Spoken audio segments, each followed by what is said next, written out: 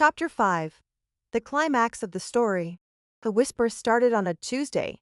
Lara first noticed them during her morning shift at the cafe, conversations that stopped abruptly when she approached tables, knowing glances exchanged between regular customers, the kind of charged silence that meant everyone was talking about the same scandalous thing. By Wednesday, the whispers had names attached, saw them together at Miller's Creek. Old enough to be her father. Always knew there was something off about that bookstore owner. Mrs. Henderson was the one who finally said it to her face, leaning across the cafe counter with the predatory gleam of someone delivering delicious gossip. Such a shame about you and Julian Blackwood, dear, though I suppose these May-December romances rarely work out, do they? Alara's hand stilled on the espresso machine. I don't know what you mean. Oh, honey, Mrs. Henderson's smile was syrup-sweet and venomous. The whole town knows. Someone saw you two at the lake last week, and well, word travels fast in a place like this. The coffee cup slipped from Alara's nerveless fingers, shattering against the floor in a spray of ceramic and dark liquid. She stared at the mess, her mind reeling. They'd been so careful, so sure they were invisible in their stolen moments. But small towns, she was learning, had eyes everywhere. The rest of her shift passed in a haze of meaningful looks and whispered conversations. Every customer seemed to know, every interaction felt loaded with judgment. By the time she could escape, Alara felt flayed raw, exposed in a way that made her want to hide under her covers and never emerge. Instead, she found herself standing outside the last page, watching through the window as Julian helped a customer with the kind of professional courtesy that revealed nothing. He looked the same as always, distinguished, calm, unruffled.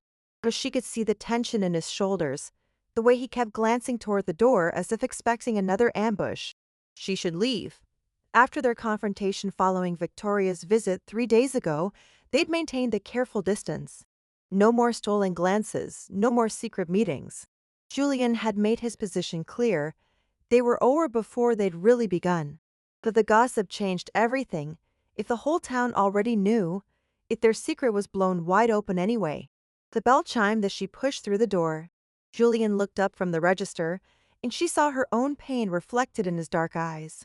Alara. Her name was a warning, a plea, a prayer, all wrapped into 2 syllables. I know what you're going to say, she said quickly, before he could dismiss her again. But we need to talk. The whole town is buzzing about us.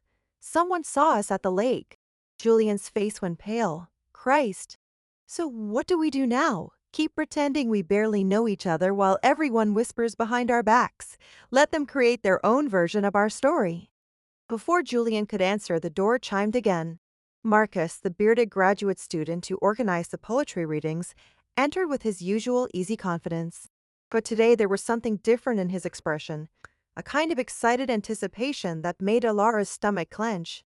Julian, perfect timing.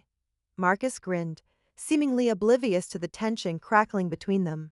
I wanted to confirm you're still planning to attend tonight's reading. We've got a great lineup, including a special guest performance. Special guest? Julian's voice was carefully neutral. Some guy from the city.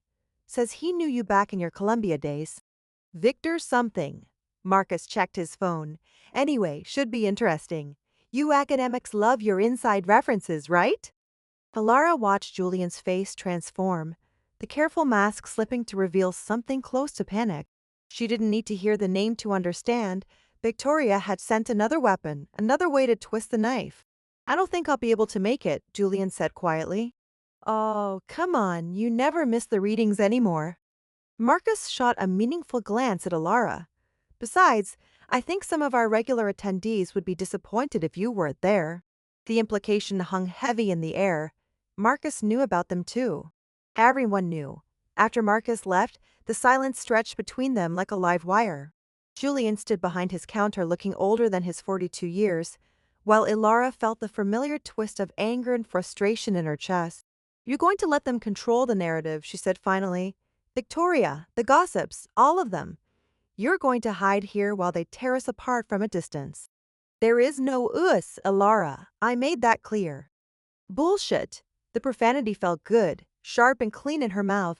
There's been an use since the moment I read that poem and you looked at me like you could see straight through to my soul. There's been an use through every stolen moment, every secret meeting, every time you whispered my name like it was sacred. Julian flinched as if she'd struck him. It doesn't matter what we feel. The damage is done. My reputation. Your reputation was already destroyed once by a woman who didn't deserve you. Are you really going to let it happen again? This is different. Is it? Or are you just too scared to fight for something that matters? The words hung between them, challenging and raw.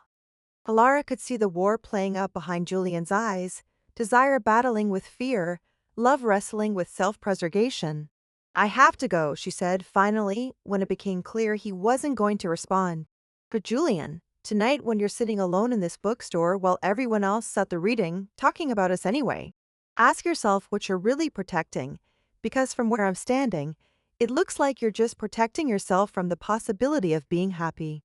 She turned to leave, but Julian's voice stopped her. Alara, wait. She looked back, hope flickering dangerously in her chest. If I did this, if I stopped running, what would that look like? The question was barely above a whisper, but it hit her like a shout. I don't know, she admitted, but I know hiding isn't working for either of us. That evening, Letta sat in her usual spot at the back of the poetry reading, her notebook clutched in her hands but her attention focused on the door. The special guest had turned out to be another professor from Columbia, someone who'd worked with Julian and clearly had opinions about his fall from grace. His reading had been pointed and cruel, full of references to academic integrity and professional misconduct that made the small audience shift uncomfortably. Now Marcus was calling the final reader of the evening, a local woman who wrote nature poetry, and Julian still hadn't appeared. Alara's heart sank. She'd pushed too hard, asked for too much. He was going to let fear win after all. Then the door opened. Julian stood in the entrance for a moment, his dark eyes scanning the room until they found hers. He looked terrified and determined in equal measure, and when he stepped forward, every conversation in the room died. I'd like to read something, if that's all right, he said to Marcus, his voice carrying easily through the sudden silence. Marcus looked confused but nodded. Of course, the stage is yours. Julian walked to the small platform with the measured pace of a man approaching his execution. He didn't have a book or notes, just stood there for a moment looking out at the assembled faces, some curious, some judgmental, all riveted by this unexpected development. Most of you know me as the owner of the last page, he began, his voice steady despite the magnitude of what he was about to do. Some of you may have heard rumors about my past, about why I left academia tonight. You're going to hear rumors about my present. A murmur rippled through the crowd. Alara's heart hammered against her ribs.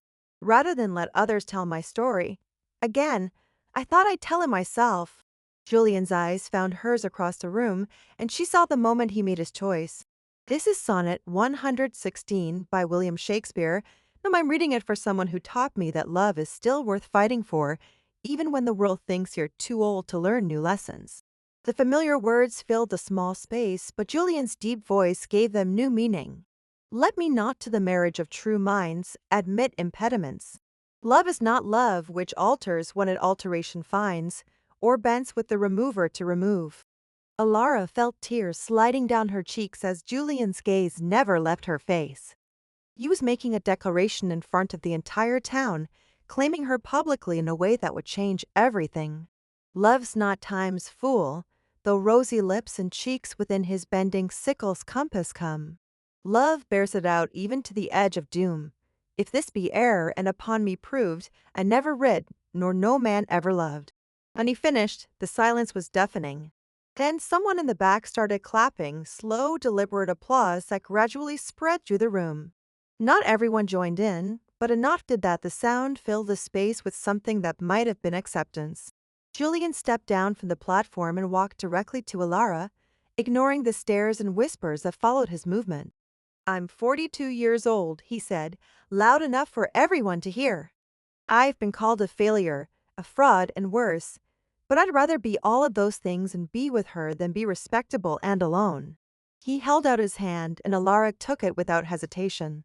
Together, they walked out of the last page and into the October night, hand in hand, no longer a secret.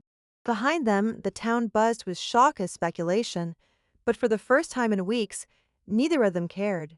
Some love stories, Lara thought as Julian pulled her close under the streetlights, were worth telling in public.